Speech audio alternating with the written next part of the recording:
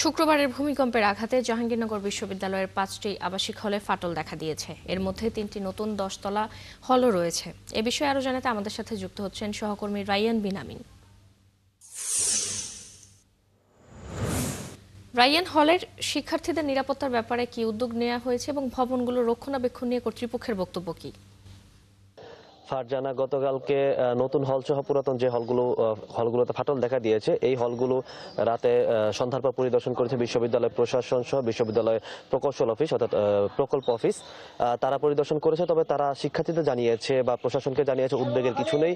হলের যে মূল বেসমেন্ট থেকে শুরু করে যে স্ট্রাকচার, সেখানে কোনো ফাটল দেখা যায়নি। তারা বলছে যে শুধুমাত্র উপরের যে অংশ, বিশেষ করে টাইলস বা হচ্ছে উপরের ফ্লোরের যে প্লাস্টার, ফলে এটা নিয়ে আতঙ্কের কিছু নেই। কিন্তু শিক্ষার্থীরা বারবার সে শুরু থেকে যখন এই হলগুলো নির্মাণ কাজ শুরু হয় তখন থেকে দাবি জানিয়ে আসছিলেন যে এখানে দুর্নীতি হচ্ছে। আর 19 সালে যখন ছাত্রলীগকে 1 কোটি টাকা ঈদ সালামি দেওয়া হয়, তখন কিন্তু এই হলগুলো যে বরাদ্দ সেখান থেকে কিন্তু দেওয়া হয়েছিল, এই যে নতুন যে হলগুলো হয়েছে।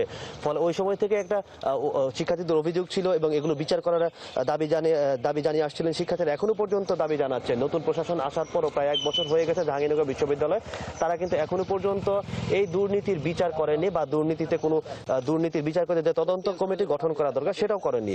এমনকি গতকালকে হল পরিদর্শনের সময় যখন আমরা প্রভিসি প্রশাসন অর্থাৎ অধ্যাপক সোহেল আমাদের কাছে জানতে চেয়েছিলাম যে এই দুর্নীতির বিষয়ে তারা বিচার করবেন কিনা, বা যারা ওই সময় এই দুর্নীতির সাথে জড়িত ছিল, যেসব প্রকৌশলী বা শিক্ষক, তারা এখনো পর্যন্ত বিশ্ববিদ্যালয়ের বিভিন্ন দপ্তরে দায়িত্ব পালন করছেন, তাদের বিষয়ে তাদের কি সিদ্ধান্ত। শিক্ষার্থীরাও গতকালকে এটি নিয়ে বেশ সরব ছিলেন, আজকেও তারা সরব আছেন, কিন্তু প্রশাসন এখনো পর্যন্ত ওই রকম কোনো তথ্য জানাতে পারেনি।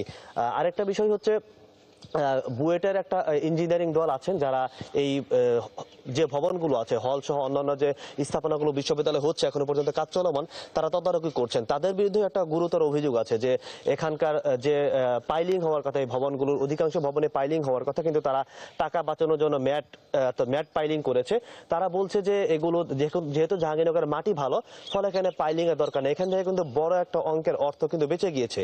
কিন্তু বিশ্ববিদ্যালয়ের যে এই যে হলগুলোর যে বরাদ্দের টাকা, সেখানে কিন্তু পুরো টাকাই তারা দেখিয়েছে, অর্থাৎ খরচ দেখিয়েছে। ফলে এই বিষয়গুলো নিয়ে শিক্ষার্থীরা বরাবরের মতো প্রশ্ন তুলছেন।